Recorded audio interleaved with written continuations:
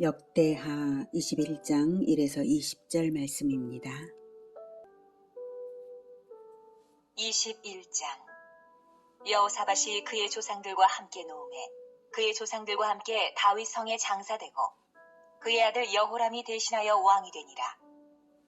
여호사밧의 아들 여호람의 아우들 아사랴와 여히엘과 스가랴와 아사랴와 미가엘과 스바랴는 다 유다 왕 여호사밧의 아들들이라. 그의 아버지가 그들에게는 은금과 보물과 유다 견고한 성읍들을 선물로 후히 주었고 여호람은 장자임으로 왕위를 주었더니 여호람이 그의 아버지의 왕국을 다스리게 되어 세력을 얻은 후에 그의 모든 아우들과 이스라엘 방백들 중 몇 사람을 칼로 죽였더라. 여호람이 왕위에 오를 때에 나이가 32세라. 예루살렘에서 8년 동안 다스리니라. 그가 이스라엘 왕들의 길로 행하여 아합의 집과 같이 하였으니 이는 아합의 딸이 그의 아내가 되었음이라.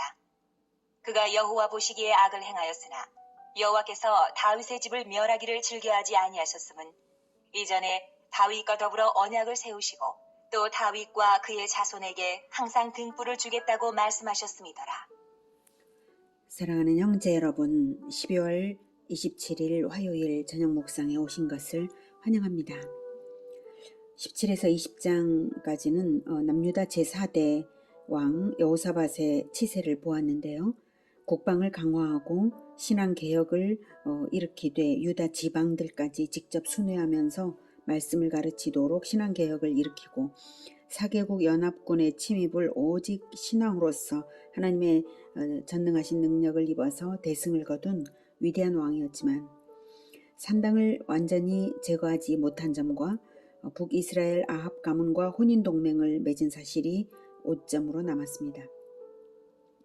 21장에서는 잘못된 혼인동맹의 결과 여호사밧의 아들 여호람이 아합의 딸 아달랴의 꿰매 빠져서 통치기간 악행과 불신앙으로 시종 일관했기에 여호사밧 왕의 업적들이 헛되게 무색해져 버린 것을 보게 됩니다. 여호사밧 왕은 장자인 여호람에게 왕위를 계승하고 다른 형제들에게는 적절한 지위와 재물을 주어서 왕권 다툼을 사전에 방지했는데도 여호람은 왕권을 강화한 후에 자기 동생들과 방백들을 칼로 숙청했습니다. 아달랴의 악한 영향을 받았기 때문인데요. 아마도 동생들은 아버지의 뜻을 받들어 우상숭배를 반대했을 것입니다.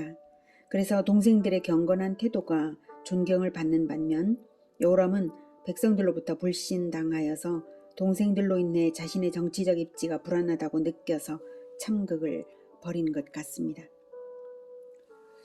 6절에 그가 이스라엘 왕들의 길로 행하였다는 것은 북이스라엘 여로보암을 비롯한 왕들의 악행을 본받았다는 것입니다. 아합의 집과 같이 하였으니 이는 아합의 딸이 그의 아내가 되었음이라. 즉 혼인이 악정의 원인이 되었다고 성경은 분명한 분석과 평가를 내리고 있습니다. 여호사밧의 결정적 과오입니다. 여러분, 자녀를 신앙으로 잘 키우십시오. 그리고 결혼을 위해서 기도하고 반드시 예수님을 믿는 신앙 안에서 결혼을 시키십시오. 결혼을 잘못하면 장성하도록 잘 키운 것도 허사가 될 수가 있는 것이죠. 결혼에 가문의 생명이 달려 있는 것입니다. 여호람이 이렇듯 어리석고 잔악했지만 하나님께서 여호람을 멸하지 않으신 것은 동생들이 다 죽고 없는 상황에서 오직 여호람의 아들이 대를 이어야만 다윗 언약대로 그리스도를 보내실 것이기 때문입니다. 그래서 그가 여호와 보시기에 악을 행하였으나 여호와께서 다윗의 집을 멸하기를 즐겨하지 아니하셨음은 이전에 다윗과 더불어 언약을 세우시고 또 다윗과 그의 자손에게 항상 등불을 주겠다고 말씀하셨습니다라 라고 말하는 것입니다. 등불을 주겠다는 것은 진리의 빛을 밝힐 다윗의 왕권을 계승할 자손들이 계속해서 소멸되지 않게 하시겠다는 말씀입니다. 그래야 생명의 빛이신 그리스도께서 그 가문에서 탄생하시니까요. 다윗 언약 때문에 여호람을 죽이지 않으신 것입니다. 그러나 징벌이 없을 수는 없지요. 8절. 여호람 때에 에돔이 배반하여 유다의 지배하에서 벗어나 자기 위에 왕을 세우므로 여호람이 지휘관들과 모든 병거를 거느리고 출정하였더니 밤에 일어나서 자기를 애워싼 에돔 사람과 그 병거의 지휘관들을 쳤더라.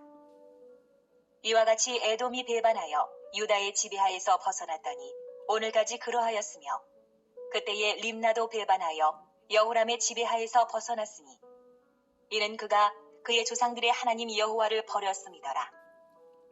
에돔과 림나는 다윗 때에 정복되어서 유다의 공물을 바치던 나라들입니다. 여호사밧 통치 때까지 유다 지배하에 있었는데 여호람의 범죄로 인해서 하나님께서 여호람을 대적하도록 사용하신 것입니다. 이는 그가 그의 조상들의 하나님 여호와를 버렸음이더라 라고 분명한 원인을 말하고 있습니다.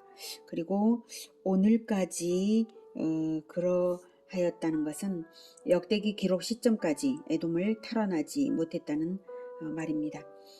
9절 여호람이 지휘관들과 모든 병거를 거느리고 출정하였더니 밤에 일어나서 자기를 애워싼 에돔 사람과 그 병거의 지휘관들을 쳤더라. 이 말은 여호람이 에돔을 응징하기 위해 원정을 갔으나 오히려 에돔 군대에 애워싸여서 포위당했고요. 야음을 틈타서 그래서 밤에 일어나서 야음을 틈타서 포위망을 뚫고 간신히 도망친 것입니다. 에돔 정벌의 실패는 결국 다른 속국들의 반란이 뒤를 잇는 결과를 초래해서 림나도 잃었고 그 다음 또 전쟁이 이어집니다.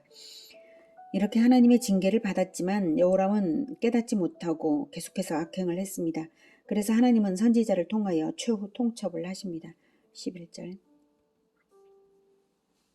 여호람이 또 유다 여러 산에 산당을 세워 예루살렘 주민으로 음행하게 하고 또 유다를 미혹하게 하였으므로 선지자 엘리야가 여호람에게 글을 보내어 이르되 왕의 조상 다윗의 하나님 여호와께서 이같이 말씀하시기를 내가 내 아비 여호사밧의 길과 유다 왕 아사의 길로 행하지 아니하고 오직 이스라엘 왕들의 길로 행하여 유다와 예루살렘 주민들이 음행하게 하기를 아합의 집이 음행하듯 하며 또 내 아비 집에서 너보다 착한 아우들을 죽였으리 여호와가 내 백성과 내 자녀들과 내 아내들과 내 모든 재물을 큰 재앙으로 치시리라.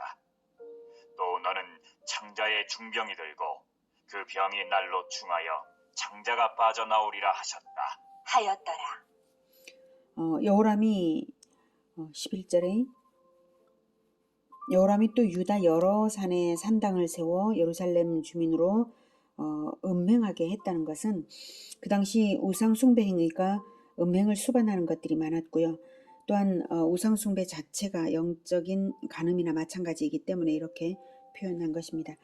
여호람이 큰 재앙을 당하고 창자의 중병이 드는 이유는 분명합니다.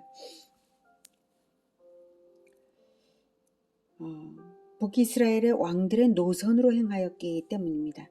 이스라엘의 왕들의 길로 행하여. 그래서 그 결과 백성들의 음행이고 그 결과가 그리고 형제학살입니다. 길, 즉 노선을 어느 것으로 선택하느냐에 따라 결과는 크게 달라지는 것입니다. 우리나라가 남과 북으로 나뉜 것은 선택한 노선이 달랐기 때문이고요. 노선이 다르니까 인생살이 방식들이 전혀 다르고 나라의 운명이 다른 것을 보면 알 수가 있습니다. 여호람은 그런 무시무시한 경고를 듣고도 선지자에게 듣고도 돌이키지를 못하고 결국 심판을 당합니다. 16절 여호와께서 블레셋 사람들과 구스에서 가까운 아라비아 사람들의 마음을 격동시키사 여호람을 치게 하셨으므로 그들이 올라와서 유다를 침략하여 왕궁의 모든 재물과 그의 아들들과 아내들을 탈취하였으므로 막내 아들 여호아하스 외에는 하나들도 남지 아니하였더라. 네, 엘리야가 14절에 예고한 것처럼 여호와가 내 백성과 내 자녀들과 내 아내들과 내 모든 재물을 큰 재앙으로 치시리라 라고 예언한 것이 바로 이렇게 성취된 것이고요. 블레셋과 아라비아 사람들은 모두 여호사밧에게는 공물을 바치던 자들이었는데 여호람의 악정으로 완전히 반전이 되어버리고 말았습니다. 아하시아라고도 합니다. 여호아스 하나라도 남겨놓으신 것은 다윗의 집에 등불이 있게 하시겠다는 하나님의 뜻에 따라 혈통만은 이어가게 하시는 것입니다. 다윗 언약이 없었다면 여호람의 악정 때문에 대가 끊길 뻔했던 것이죠. 18절. 이 모든 일 후에 여호와께서 여호람을 치사 능히 고치지 못할 병이 그 창자에 들게 하셨으므로 여러 날 후 2년 만에 그의 창자가 그 병으로 말미암아 빠져나오매 그가 그 심한 병으로 죽으니 백성이 그들의 조상들에게 분향하던 것 같이 그에게 분향하지 아니하였으며 여호람이 32세에 즉위하고 예루살렘에서 8년 동안 다스리다가 아끼는 자 없이 세상을 떠났으며 무리가 그를 다윗성에 장사하였으나 열왕의 묘실에는 두지 아니하였더라. 네, 여호람이 죽자 백성들이 여호람의 죽음을 애도하기는커녕 분향조차 하지 않았습니다. 그리고 열왕의 묘실에 두지 않았습니다. 열왕들과 함께 둘 만한 가치가 없다는 뜻이고요. 다윗성에 장사해 주는 것만으로도 크게 대우하는 것이라는 뉘앙스죠. 오늘은 여호사밧의 자식 결혼 실패가 나라를 크게 약화시키고 하나님의 심판을 피할 수 없게 된 것을 보았습니다. 또한 노선의 선택에 있어서 마땅히 행할 길이 아닌 것을 선택하는 것이 얼마나 정반대의 결과와 운명을 초래하는지도 보았습니다. 일생에서 가장 중요한 것은 마땅히 행할 길을 선택하도록 어릴 적에 그리스도의 진리를 가르치는 것과 예수 안에서 결혼을 하는 것입니다. 이것은 인생을 크게 좌우하는 것입니다. 우연이나 감정에 맡겨서는 안 되고 진리를 모르는 자의 자유에 맡겨서도 안 됩니다. 가정을 이루는 것은 하나의 나라를 세우는 것과도 같고요. 하나의 교회를 세우는 것과도 같은 일입니다. 부디 하나님 나라를 세워가는 진리 교육과 경건한 결혼을 결단하시기를 권해드립니다. 기도하겠습니다. 하나님, 우리들의 가정들이 잘 세워져야 되겠습니다. 가정들이 하나님 나라이고 교회인데 요즘 세상은 가정들이 다 깨뜨려지고 있습니다. 믿는 자들의 가정들도 깨뜨려지고 있습니다. 하나님, 성경을 올바르게 성실하게 가르치지를 않아서 진리를 모르고 마땅히 행할 길을 찾지 못하는 그런 사람들도 많습니다. 하나님, 우리는 이제 성경을 열심히 배워서 열심히 가르쳐서 진리의 길, 오직 우리 주 예수 그리스도의 길만을 따를 수 있도록 주님 우리를 도와주시옵소서. 그리고 우리들의 가정들의 자녀들은 하나님 나라를 세워가는 그러한 결혼을 할 수 있게 도와주시옵소서. 예수 그리스도 이름으로 기도드립니다. 아멘. 이어지는 시간은 개인 기도 시간입니다.